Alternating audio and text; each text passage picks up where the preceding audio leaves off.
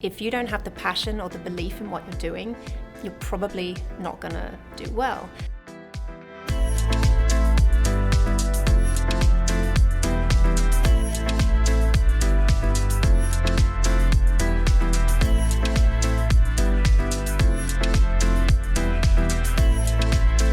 So I'm Freya Burton. I'm the Chief Sustainability and People Officer of LanzaTech. We call ourselves a carbon recycling company.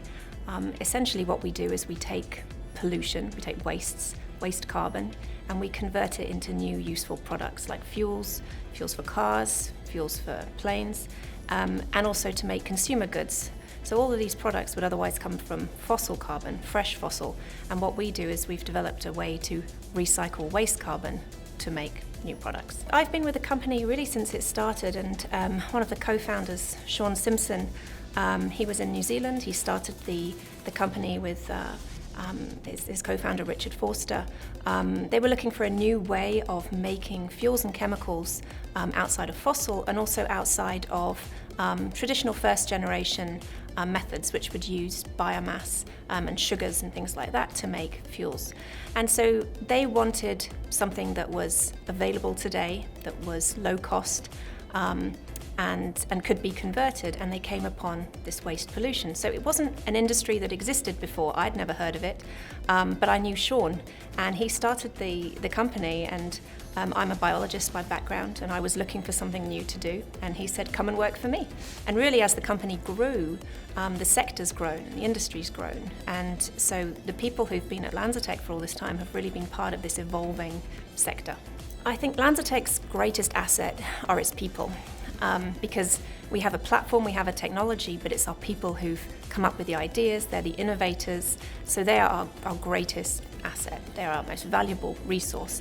And so how we hire them, how we keep them is so important to us. One of the really important things we've learned is that you have to be passionate to succeed, probably at anything, but definitely at LanzaTech, because what we're doing is hard. And if you don't have the passion or the belief in what you're doing, you're probably not going to do well. And so part of our recruitment process is really trying to identify people who really believe in our mission, who want to solve our climate challenges and problems, who want to wake up every day and get to work and get started on the next problem. And so far we've managed to really attract a team of people who, they often say, I never want to hit the snooze button, but it's hard work, but they're passionate. And for us, that's a really key part of our recruitment. I think it's really important as a leader in an organization to lead by example and, to have a set of values that the company lives by and that all the leaders sort of walk the walk, so they don't just sort of talk about our values and ignore them. And I think that's quite common throughout the organization because everybody is trying to move forward and solve problems. Climate change is everywhere. You can see it in the news, you can see the fires raging in Australia, floods around the world, increasing intensity of storms, all linked to climate change. And this is raising awareness not only with governments, but with companies. And so there's this change in approach to climate and carbon. And so companies like LanzaTech, whose mission is about carbon mitigation or climate change mitigation, we're kind of ready here now to help.